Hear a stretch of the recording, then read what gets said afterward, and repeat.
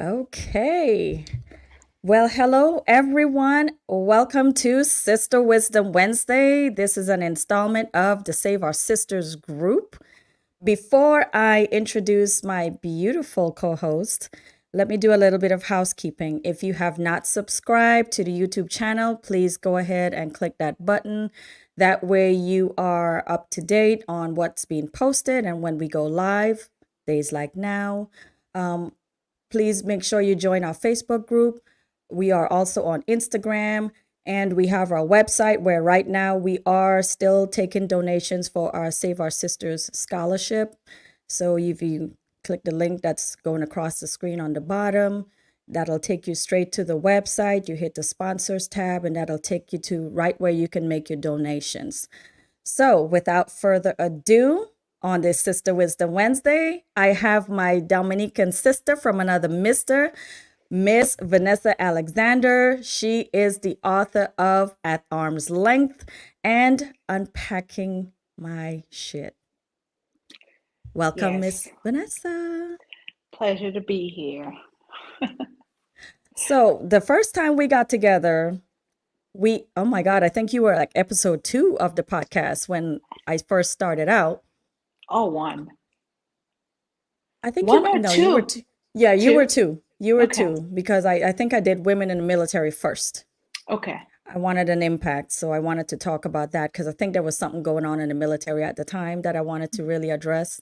Yeah. And so you were number two, and you were on your fitness journey, and then you were starting your book. You just got married, like you had a lot going on. So before we get into our topic, tell us what you got going on now. Well, this time we're doing another fitness journey. However, Oh, it's more of a spiritual fitness journey. It's not a physical fitness journey. So, in order to have a well-rounded life, you have to be fit physically, mentally, financially. And so right now the spiritual, the mental, emotional journey is what's taking precedence right now in my life. So um, that's where the book Unpacking My Shit came from. So we're working on relaunching that because I think when I first wrote the book, I was in one aspect of the healing journey, and now I'm in another. And I think it's important to share all aspects of it. Healing is continuous. And so I don't know if the book will ever be completed because there is always something that comes up and you want to address. So that's the latest project, relaunching Unpacking My Shit. I love it. And you know Yeah. what? And I love how you said that, it's a journey, it's still ongoing. So maybe volumes? What do you think? Volumes, yeah, I think that may be the better route. I do want to relaunch this one, and I may, dive deeper into each of the chapter in their own individual book Hmm. because so many things transpire, and putting it into one book is just, I don't know that it serves it any justice. Yeah, I hear you.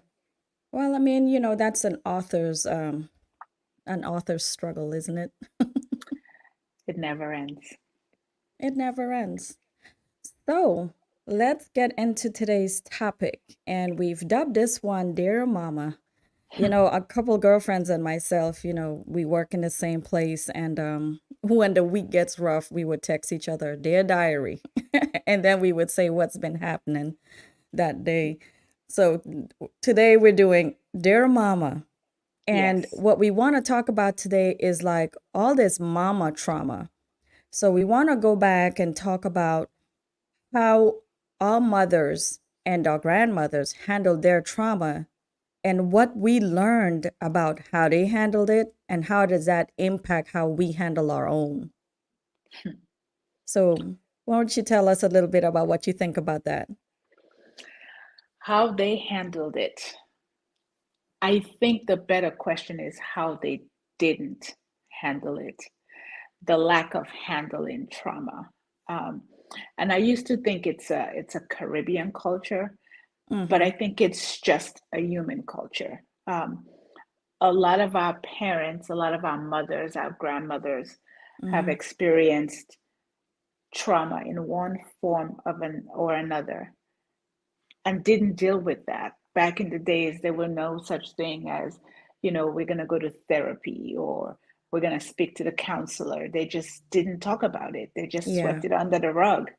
And as children, that's the behavior we learned. You don't talk about it. I know for me, a lot of the things that I encountered was never even acknowledged. So you beginning the healing process is in itself a traumatic experience. But when you don't even get to acknowledge what the trauma is, it's almost impossible. I won't say impossible, but it's almost impossible to get to the root of the problem when the root of the problem is not addressed. And that's in the form of our grandmothers, our great grandmothers, our mothers who've carried the trauma, the shame, the guilt, um, of they themselves not being seen and heard and passing that on down to their daughters who are now more equipped with technology, with counselors, with wellness programs, to deal with those things, but now have a much bigger issue because it's been piled on so thick for so long.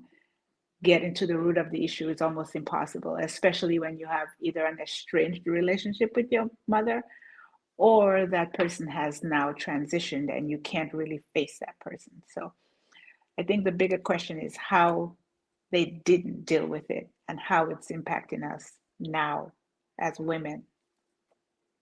And I agree with that. I really don't think they dealt with it um, at all. And it definitely did us a disservice, our generation. But I think our generation is seeking to break the chains for the next generation because things that my mom went through, I did not learn about that until she was well into her 70s, late 70s, early 80s. She just started telling me a lot of stuff. And I just had to take a sit back and be like, wow, mom's been through a lot, Right, and she just stuffed that down. And I think they weren't allowed. Maybe that's a thing. I don't know. I'm not in my 80s, but I think maybe they weren't allowed to really talk about that stuff. Maybe it was shown right, as a weakness, or maybe it was just a narrative that women should just really suck things up, just tuck it under your chest and keep moving. It was shown as a sign of weakness. But now I feel like a lot of people have more access to mental health care. A lot of women are definitely looking more into self love, self care, and all those things can stem from talking about what you've been through, telling people, hey, you know what? I know what that's like, just holding space for women and letting right. them know that they're not alone in their struggles and just having these relationships and bonds that we can create just based off of what we've been through and just trying to change that narrative. Yeah. And it's funny that you said, talking about those things was like a sign of weakness. It's almost like you were taught what happens in your house stays in your house. You do Oh, not for talk about sure. it outside of the four walls. And so Hmm. it's almost like it was a badge of honor for you to go through things and not talk about it at all. So I don't even know which is worse, the dealing with it and never talking about it, or the talking about it and exposing your family secrets and protecting that image that most families want to maintain. They want to maintain this illusion of everything is great, everything is fine, and we're just going to go with the status quo and behave like everybody's okay when in fact that is not the case. So many people are suffering from depression and anxiety and battling all these demons, and so many people are choosing to transition themselves out of life, Yeah. um, because they can't handle the day to day of what's going on. So I don't know if it's what's worse, the taking it and tucking it and just going with the flow and keeping it within the four walls, or exposing it and talking about it and possibly creating a bigger rift within the family that you're trying to heal from. And I guess it all depends on how you really look at it.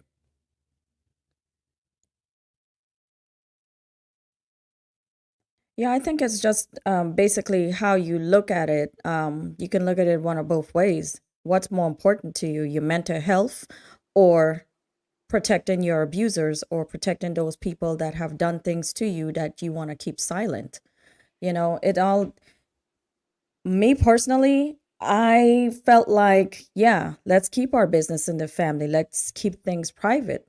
But then I realized how well the other person was sleeping at night and I was up. And they say pressure bust pipe. And so while I'm sitting here not saying what's going on with me, all that is just build up. You keep Right, holding it until you can't hold it anymore. And then right, one day I just said, I'm not doing this. I'm not doing this. This is affecting me way too much. This person doesn't care, and you have to really start thinking about what your priority is, yourself or your other person. right. And there's just so many layers, right? Because like you said, they didn't have probably the capabilities, the Hmm. abilities, the foresight, um, to address those issues in their lives because they were so much older than us. My great grandmother, my grandmother passed down to my mother, and now they've passed that on to you. You're able to distinguish those behaviors, those patterns. You're able to see it. They were not. Yeah, How do you hold them then accountable for a behavior they're not aware that they're participating in? How do you hold them accountable? How do you get the release, the healing that you need from a generation or two of women that don't even realize that there is even a problem at hand? You know what I mean? And absolutely. at some point, I had to realize, or at some point, I realized the pattern. I'm about to be 45, and it took me all of those years to realize, wait a second, there is a pattern here. How I feel I was being treated by my mother, funnily enough, she said she's felt that way from her mother. And I Mm, remember as a tiny 3, 4 year old listening to my great grandmother yelling at my grandmother. Because, in the Caribbean, you're all in one house until either you marry or you're dead. You're just yeah, all in one house, sometimes a one-room house. yeah, And so at 3 and 4, I can remember my great grandmother yelling at my grandma for my grandma's attention in French Creole, and seeing and remembering my grandma's reaction and remembering laying next to my mother. And it's like, huh, those behaviors have been going on for a while. So when my mother would say stuff like, I'm the black sheep of the family, this is how I was treated, or I would hear the things my grandmother said, I would be like, wow, that's how you treated me, or that's how you're treating me. mm-hmm, I feel like I'm the black sheep of the family because my mother was my grandmother's first. I was my mother's first. And it just seemed like it just went downhill. You know what they say? yeah, The shit goes downhill. And yeah. so It does. It I rolls. yeah, so I think, for them not realizing the patterns because those resources that are available to us now were not available to them. How do you heal from that? Yeah. That's my hang up right there. And I think the first step to healing is actually acknowledging that you have the problem. And then Right, you also have to have the willingness to want to make it better. So even right, between you and your mom, that was learned behavior that she learned. Her grandmother probably did that to her. She's doing it to you. right. You have boys, so I'm hoping that that didn't translate over to them. Praise God for that. Yeah, yeah, And I think, it makes you wonder what was their coping mechanism when they were growing up and having all this trauma just being pushed onto them. A lot of that is like, what is it? Transference of energy, Right. project all this projection being put onto them. That, their coping mechanism was transferring it to us. Because, like you said, they're sleeping peacefully at night. Yeah. I can't imagine that you're being tormented the way I feel I'm being tormented and not say anything. Like, that would be impossible, right? For you to be feeling what I'm feeling and yet never saying anything to me about it.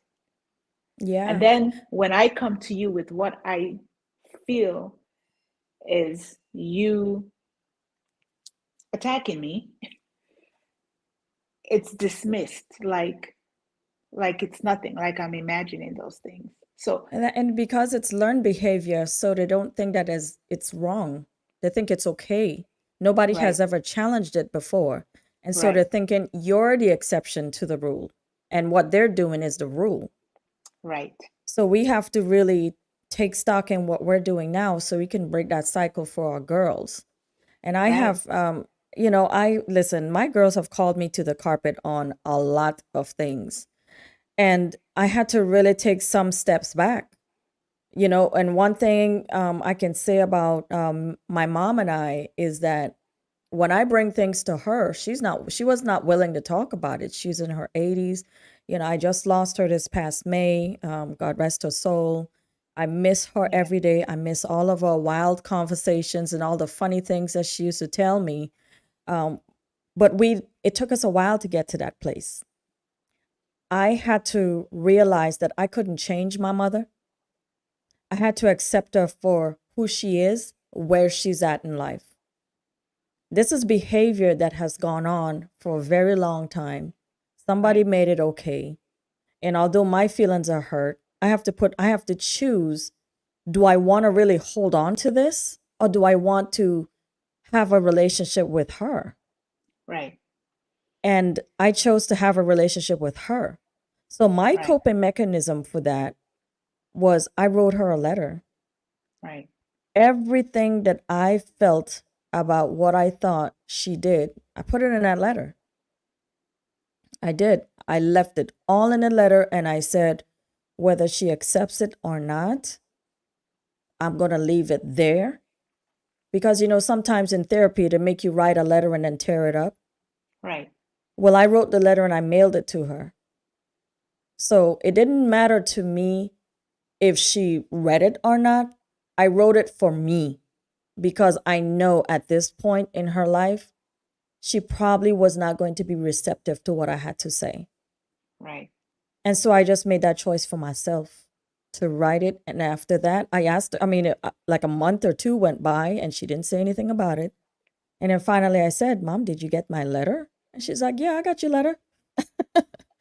She's like, Yeah, I got it. But we're not going to talk about that anymore. I said, Okay. Okay. And I let it go. I Yeah, let it go. And letting go of that was monumental for me. yeah, I slept better at night because I wasn't thinking, oh God, my mom doesn't like me. I like yeah, me and I had to validate myself. I couldn't wait for her validation. She was yeah, brought up in a different way where they showed love differently and they spoke to each other a different way and it was raw and uncut and I it hurt my feelings. I'm a Gemini spirit now. I can't handle all that. Like your words right, matter to me. right, I can pick apart a whole sentence by word to see what your intent is behind it. right. So if your tone and your inflection in your words are harmful to me, I have to step back. But Yeah, this is my mother and yeah, I love her and she's funny and she was she was my girl and I miss her every day. hmm, I miss our conversations. I will never hear again, Hey Mo, what's up? That's how she yeah, answered the phone. yeah, Hey yeah, Mo, what's up? yeah, We would just talk. I just chose to have a better relationship with her, knowing that I would not ever get the apology that I want. And that was me, as my friend would say, watering and walking myself, you know? yeah, yeah. And see, and I think that's where I'm having my hang up. Mm. Because for me, like your mom said, she got the letter and you're not going to talk about it again. Okay, As if we had talked about it. correct. I need you to acknowledge that what you did impacted me in a way that was not positive. I need you to acknowledge, whether that was your intention or not, that the relationship we have is completely strained.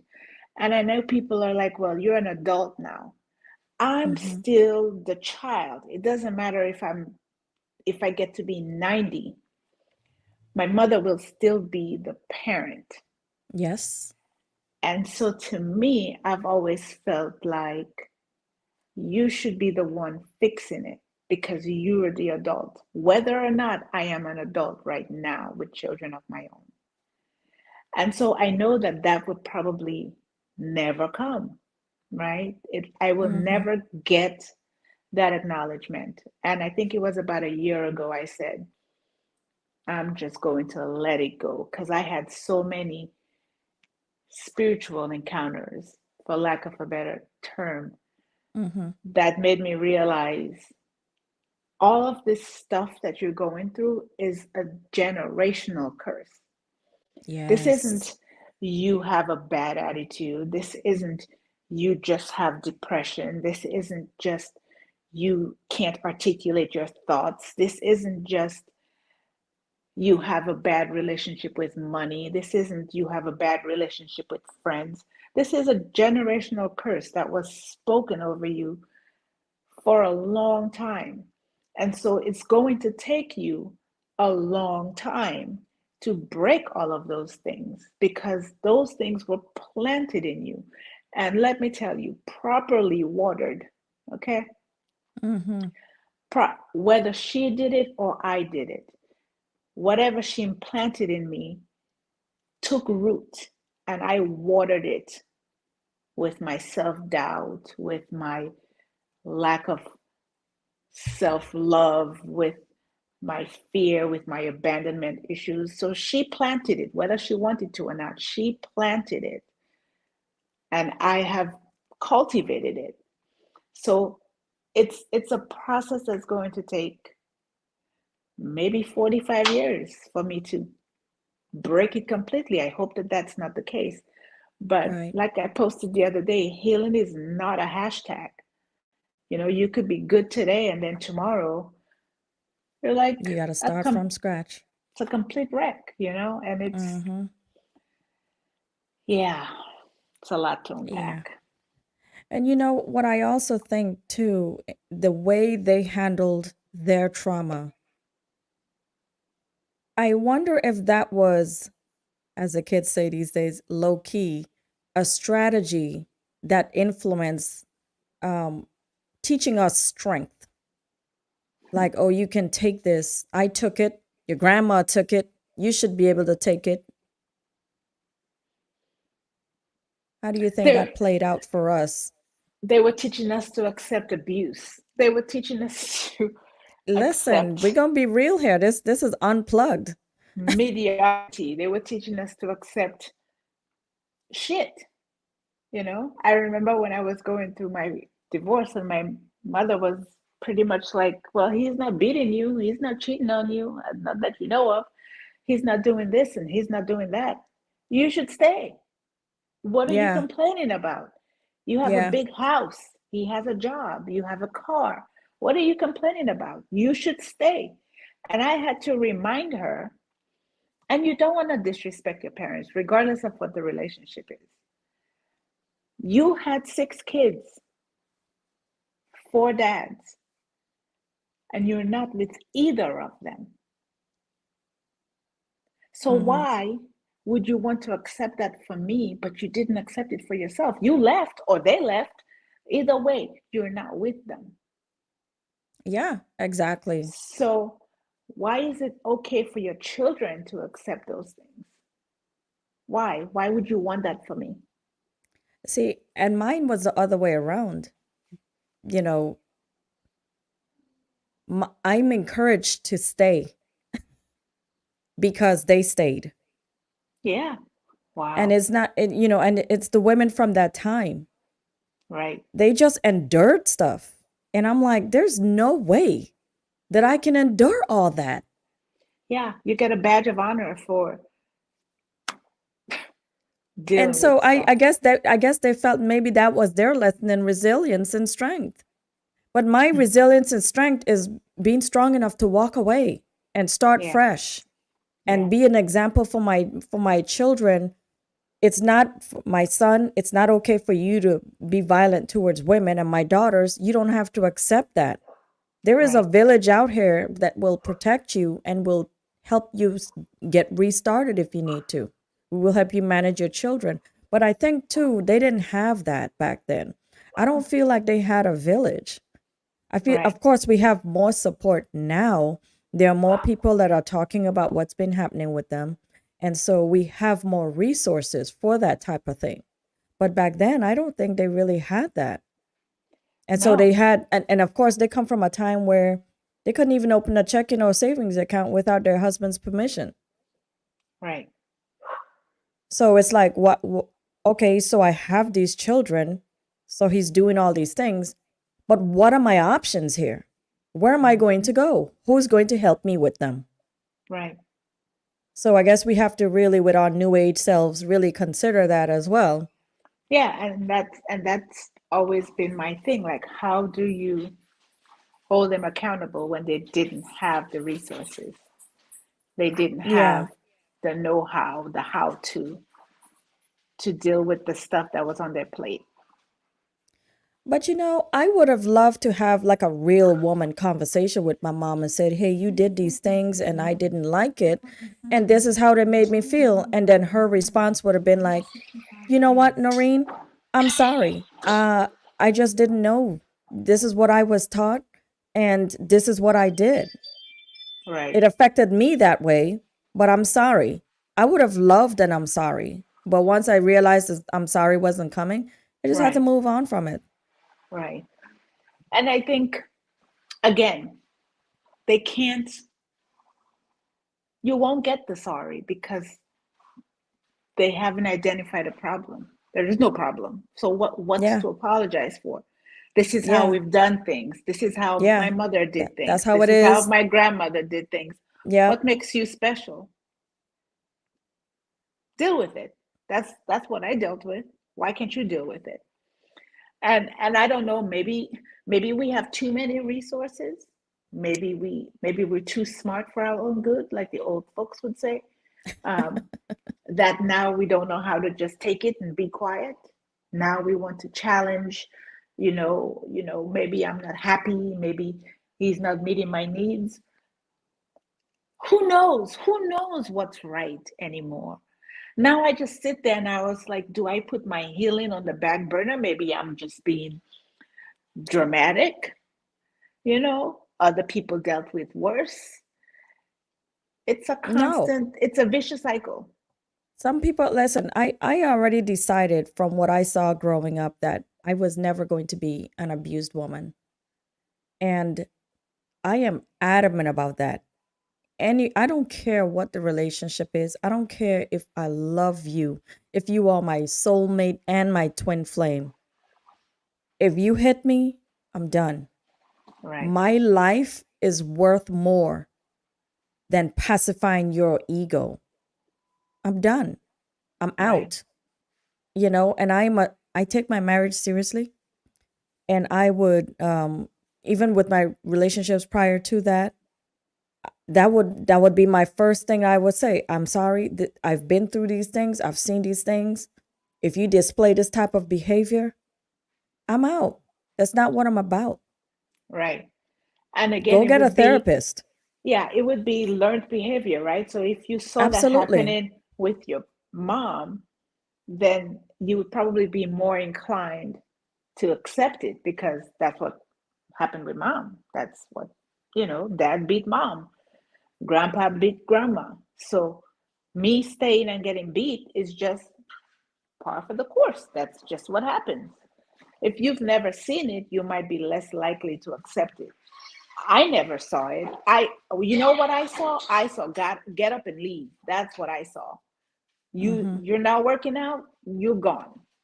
So that's, for me, that's what I saw my whole life. A man comes, a man leaves. A man comes, a baby comes, the man leaves. That's what I've seen. And for me, thinking about it now, I did not want that for myself. Right. I did not want to have children and have that man leave and then go have children with somebody else. So I made a conscious effort that I wasn't going to keep having children with different people. I wanted, that was the end. If this didn't work, no more. I'm not having any more. So although I saw that behavior, I didn't want that for myself.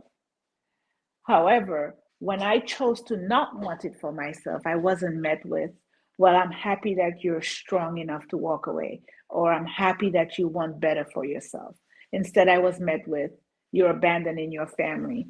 Yeah. You're not a good mother. And I'm thinking, wow, talk about the pot. Like, Exactly. the audacity, you know? The sad thing is they always put it all on a woman. Right, Why are women always the muse of society? We right. don't, it is not our job to carry everybody's stuff. Yeah, You should have probably been talking to this guy and saying, hey, this is not how you treat women. Don't teach me to endure it. I watched a video the other day. It was on Instagram, and it was a Nigerian lady on there, and she was she was so spot on with what she was saying. I wish I had prepared it today so I could just play it. But basically, what she was saying was, when a man has a bad wife, everybody is like, oh, you need to trash her. She was not raised right. You need to go and find somebody younger and get somebody else and replace her immediately. You should not even put up with that. But the when it happens to the woman, she's like, why is nobody telling these men to endure a cheating wife? Why aren't right, they telling these men to endure a lazy wife? right, right. But they are You're telling right. us that we need to endure. Why is it our job to be the enduring people? Yeah. Because So as it's like it's being women, taught. that's what we're taught.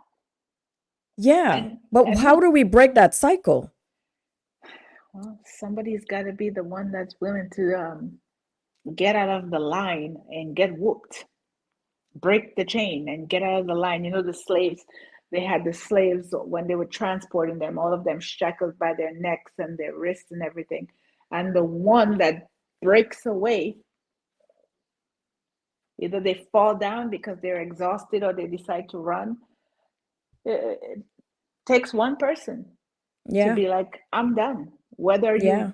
pass out and give up or you say, that's it, I'm not dealing with it anymore. It takes that one. But usually there's always friction because even the other slaves would be like, get up, get back in the Yeah. line. You're going to get us Instead of killed. instead of all saying, let's all just figure it out together. No, Yeah. they'll fight to make you get back in line. So, being the one that chooses to start that journey, you're not going to be met with the welcome Absolutely. party. Everybody's going to be like, oh, you're the troublemaker, and why are you putting our business out there, and that didn't happen to you. And like I was telling my husband the other day, I said, I can't expect my siblings to understand what I went through because the relationship they had with my mom is not the relationship I had with my mom. They did not get to experience her the way I experienced her. Yeah. And when I watch how she is with them and the things she allowed them to do and get away with, per se, I'm like, I could never do that stuff. The experience they had with her is completely different. So, of course, they're Mm-hmm. all looking at me like I am the worst child ever because they do not understand why I would Yeah. choose to walk away. Like, how dare you not want to be a part of this family? Yeah, but you didn't get the experience of her that I did. You had a mom.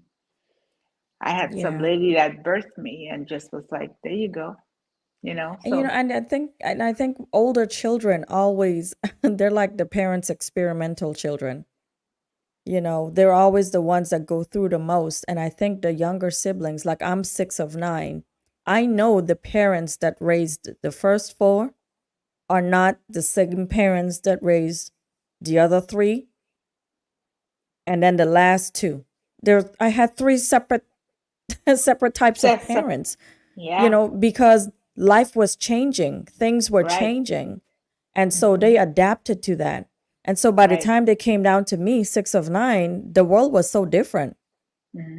You weren't putting up with a lot of stuff, and Yeah. so you see things and you want to change it, you want to get involved, and when you have people telling you to stay out of my marriage, what do you do? Right. When Right. you see something, you say something. Right. And I was the first of six, so that tells you everything. I Yeah. And was so I was the crash dummy, the test dummy. I can definitely relate to what you were saying because in my mom's passing, everyone processed it differently. Mom was a different mom to everyone. And I had to respect that I had a separate mom and a different relationship than everybody else. And so I had to respect their feelings on her passing, and Yeah. I had to just keep mine to myself, because I chose to go a different path. I had to respect that maybe they still held on, or maybe their path was a little harder than mine, Yeah. you know? And a lot of the things that like I said, that I've went through with my mom, I am so conscious of trying not to be that for my girls. And Right. I would never say that I am a candidate for the Mom of the Year award because I've made a lot of mistakes. Yeah. Why? Because my mom lived through her trauma. And so what I saw, I thought was not all the way the greatest. There were great moments, but where it comes to validating me and loving me, I grew up feeling like I was not loved. I Yeah. really did. And so I was so conscious to make sure that my children knew that I love them. Even Yeah. if I'm pissed at you, I'm going to love you anyway. I'm going to love you regardless, even whether you agree with me, whether you disagree with me, whether you stay in your relationship, I have to respect your path. If you decide to leave, I have to respect your path. It just gets different. Right. And again, it's like you felt unloved. I know I most certainly did. But was that the best they could do? That's the best they could do. People have to love you in their own ways. Yeah. And I think I was having a conversation with my mother-in-law and I had said my mom didn't teach me anything. And then she said, "Well, you're preparing food for your husband right now and you're setting it down for him and you're preparing it and setting it down for him. She taught you that because you've seen her do it." And I had to really take steps back to say, you know what? Maybe she didn't sit me down and say, this is how you do stuff. Sometimes I think we forget our action speaks louder than words. Right. But because I'm a words person, I missed the Right. lesson. Right. I Right. missed the lesson until it was pointed out. And so when Right. I think about my idea of her teaching me stuff is when we were cooking and baking because those things were hands on. But in Right. those silent moments when she just did things, like she made sure that dad's clothes was ironed for the week. That's her teaching me how to keep house and how to support my husband. He's Right. going out and working all day. I should support him by making sure he has breakfast in the morning, making sure he has a packed lunch, and making sure he doesn't have to worry about going to work with wrinkled clothes on, Exactly. Yeah. you know, or having meals prepared at a certain time of day, you know. Those are things that you think you didn't learn, but when you sit back, You really did learn it from your mother. Right. And I can definitely, there are definitely parts of myself, the good and the bad. And I'm like, golly, I'm just like the woman.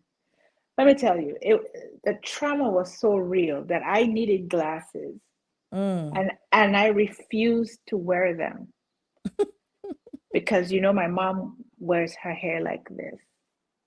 And I mm, was like, oh my God, I look like her so much. Like I refused to put it on.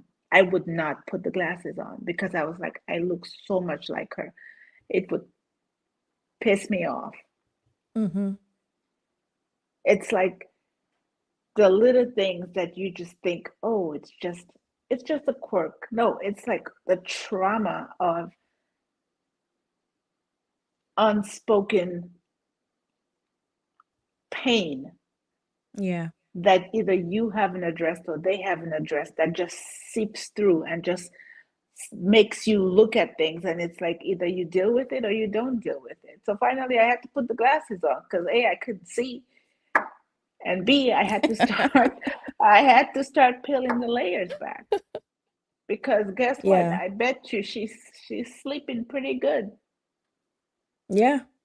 And that's the part that we don't address, the fact that we want to be in the fight, and some people want to have the conversations over and over and over again, or they want you to agree with them. You could sit here as a parent and have your child tell you, "Well, I did all these things," and you could say, "I am so sorry, but I'm so sorry that you felt that way, or I made you feel that way." But they still want you to agree to how they see it. Right, You could say, no matter how many times you can say, "That's really not what my intention was. My intention was this." They stay stuck in, "But this is what you did." right. How do we help them move past that? Yeah, good luck with that. You probably need Dr. Triffy on here. Yes, getting them to get past that. Yeah, I don't know.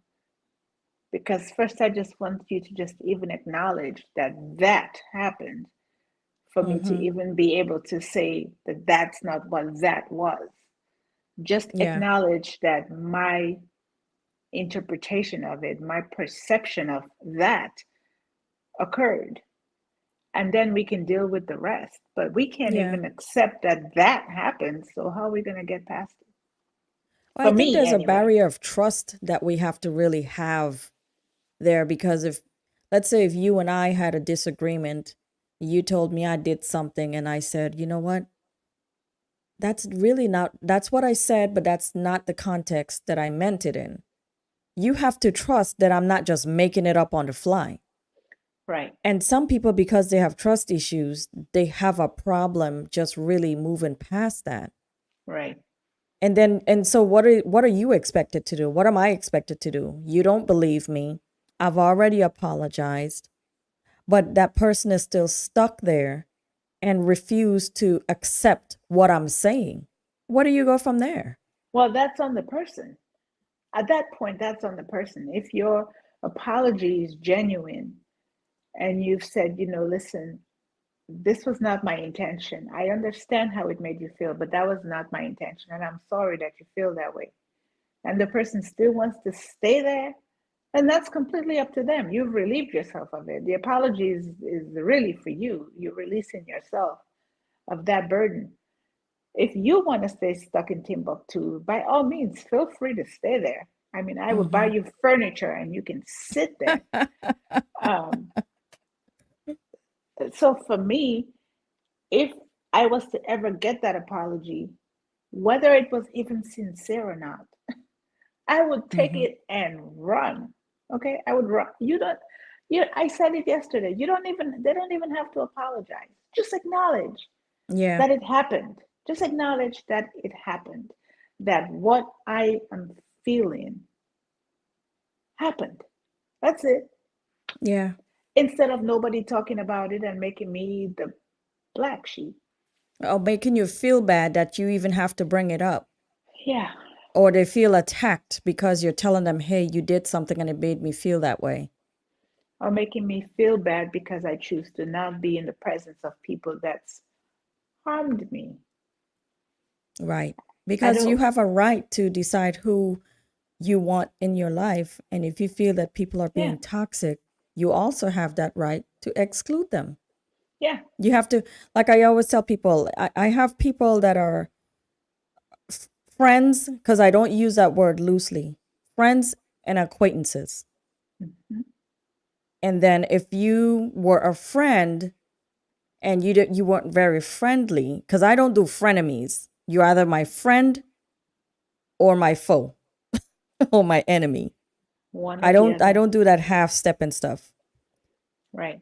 If I feel that I have done something or you have done something, I feel like we as friends should be able to talk about it, especially as women. I think we're always so quick to just cut people off. If it Yeah. was really your friend, wouldn't you fight for the relationship? Because Yeah. if it was a dude, you'd be trying to get up with him. Right. You'd be trying to save that because now you would be thinking, "Oh my god, I'm going to be alone." Well, Hmm. I need people to apply that logic to their friendships. This girl has been a friend to me for a very long time. You know what? Maybe I overreacted. Maybe I should have, done something differently. Let me just at least have the conversation. That way we can at least get back on the same page. And even if we don't, we can still agree to disagree. You Right. seen it one way, I seen it the other way, but we don't need to fight about it. We've talked about it and we don't need to keep bringing it up. We can just Right. move forward. Right. But most people don't do that. No, and I think I expect that because that's what I would do. And I Yeah. think that's my downfall. I think that's my downfall. I don't know that I would call it a downfall. It's just a trait that a lot of people lack. Doesn't make it a downfall. Um, Mm, like they said, you can't expect you and everybody. that's true. But I do. Yeah. Well, then I then do. you're gonna be disappointed a lot. I know. And that's why I have to take steps back. But that's all part of healing and accepting Right. people for who they are, where they are And in where they life. are. Yeah. Yep. And, just like you said, our parents and our mothers can just love us to their strength. We Yeah. have to accept that. I think the best gift that I got from my mother um, was in her final moments where my mom also had dementia. Hmm. And so there were times where she was there and there were times where she wasn't. And I never knew where she was because she wasn't speaking. She was nonverbal.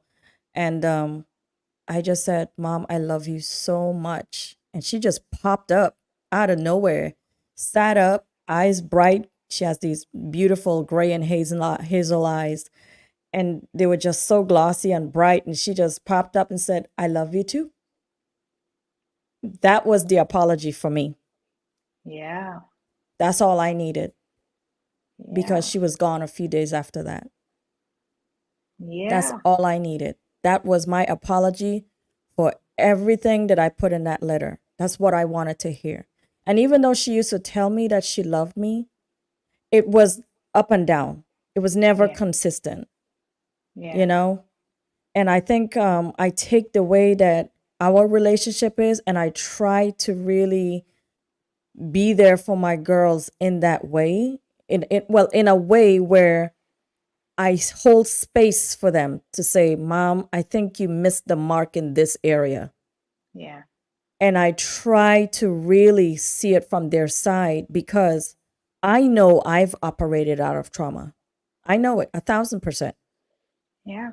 Most of us You do. know, you have a lot of trauma in your life, and I know I have. Domestic abuse, sexual abuse, you know, bullying, been in a foster home, trauma. And then you go through a divorce, trauma. There's a lot of stuff that you carry, Hmm. but you have to really Be very cognizant of what you have gone through and try not to project that. And when your children come to you and say, hey, this is what you're doing, you have to really take steps back, Yeah. you know? But like you said before, it's also on them to be able to say, okay, mom has acknowledged, she has validated me, she has apologized. I need to move forward. I Yeah. can't keep bringing it up every 2 seconds or every time we need to speak, we need to be bringing it up. We have to Right. find a path forward. Right.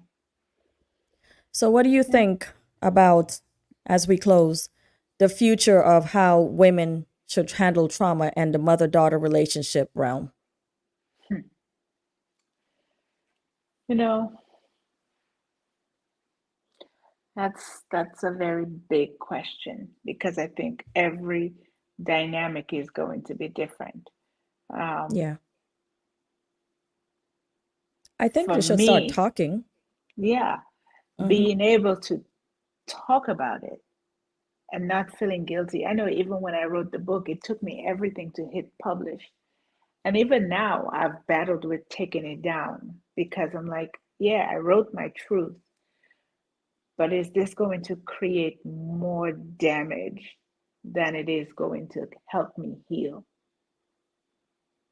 Right. Would I that hear you.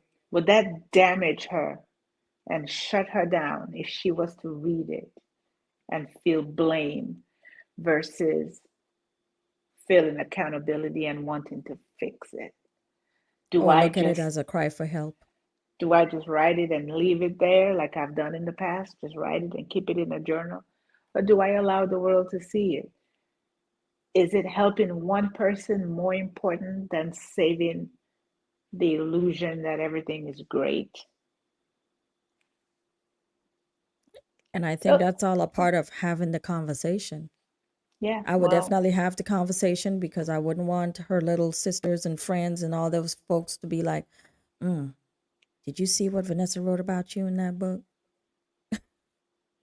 yeah, and You it's know, like I don't know. I'm still battling with whether I want to keep it out there or if I just want to take it down.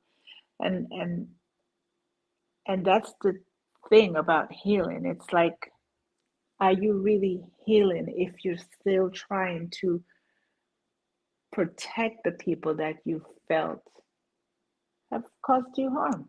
Is that healing? Is that what that is? Is that uh, healing that you're okay with nobody knowing about it and not talking about it ever again? well, Or is that just I think there's a name for that when you identify with your, what do you call it? perpetrator? Yes. Yeah, I think there's a word for that. Um, Yeah, but I guess you have to think and prioritize who's more important here, your sanity and your mental health, or how she feels about it. Is this the first time she's going to be hearing these words? And what is everybody else saying? Because, sometimes when we write books, not sometimes, when we write books and we put things in print for other people to read it, you're not only curing yourself, you're also curing other people. right, They may be able to relate to it and you may have freed them with your words. So sometimes it's bigger than us. right. But I would, if your mom hasn't heard what you've said, I haven't read the new book yet. I need to get it on my list. I have your old book right here because I have read it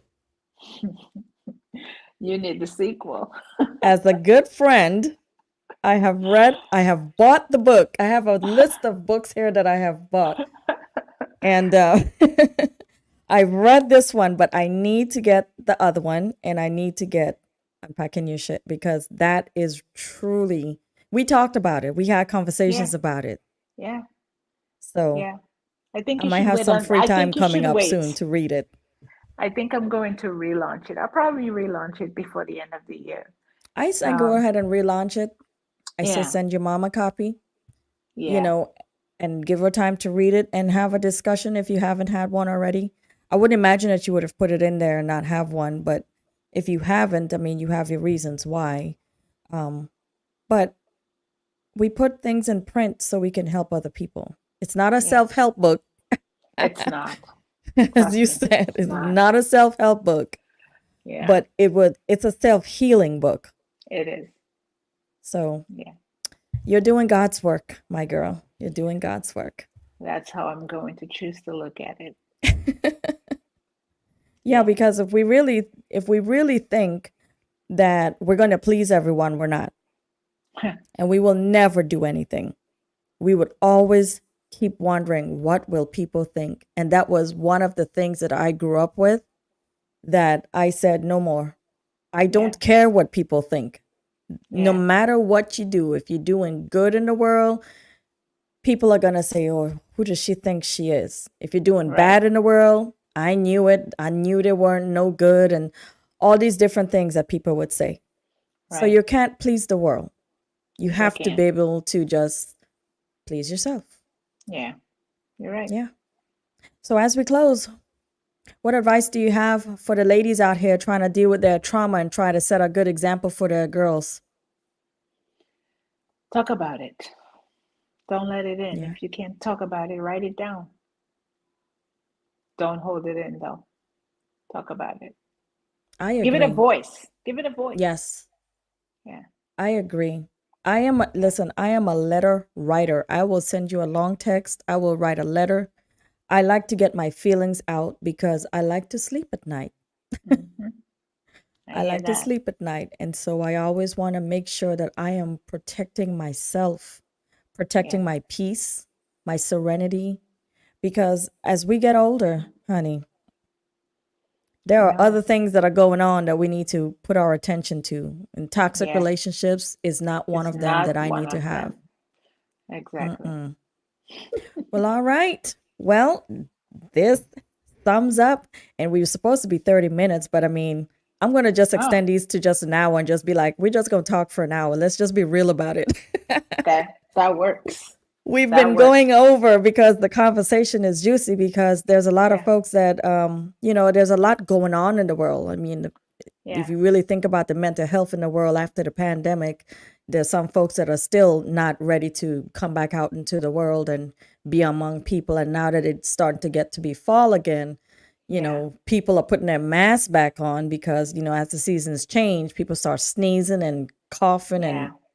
Yeah. hacking and carrying on. And you're like, oh no. I know. Yeah. So until next time, my people, I thank everyone that has tuned in. We didn't have any questions today, but if you think of anything after you have listened, feel free to reach out to Vanessa and myself. She is tagged in the Facebook Live. You can respond and comment on any of the platforms that you're watching it from, and we will definitely answer your questions. Yeah. Vanessa, tell them where they can buy your books. Amazon.com or Tableau.com. It's under author V.C. Alexander. And that's V as in Victor, C as in Charles. Alexander. All right. Well, if you want to be on an episode of the Save Our Sisters Unplugged podcast or our Sister Wisdom Wednesday edition, feel free to email the website. Well, the email address is saveoursisters2020 at gmail.com. You can also get on our website, which is streaming across the bottom of the screen. Again, if you are looking to donate to a scholarship fund, we are still taking donations for that. School has just started, but we want people to know that it is still here. We were just able to give our first one earlier this year in March at our luncheon. Miss Willan Jackson was the one that, she secured the bag on that one. Her essay was amazing. We just did our episode from, it was called Island Roots, U.S. Dreams, and she was talking about her transition from being a student in Jamaica to being an international student here in Peoria, and all the fun things and that happened along the way. We talked about her nursing career. We talked about her aspirations and, just the ups and downs of what she had to go through to just get into college. So she's an exceptional young lady. It is the last episode. The Save Our Sisters Unplugged podcast can be streamed on Apple, Google, Spotify, Anchor, wherever you get your podcasts. Please subscribe so you know when a new episode drops. This episode would also be dropped, but I'm going to put it on next week's, even though we've recorded this week because I didn't want it to be too close because I just released Will Ann's. So until next time, any last words? Ciao. Say Be something in good to French. yourself. Be good to yourself. Say it Huh? in French. Pourquoi? Ah. Yeah, All right, just be good to everyone. yourself. Peace and blessings. All righty.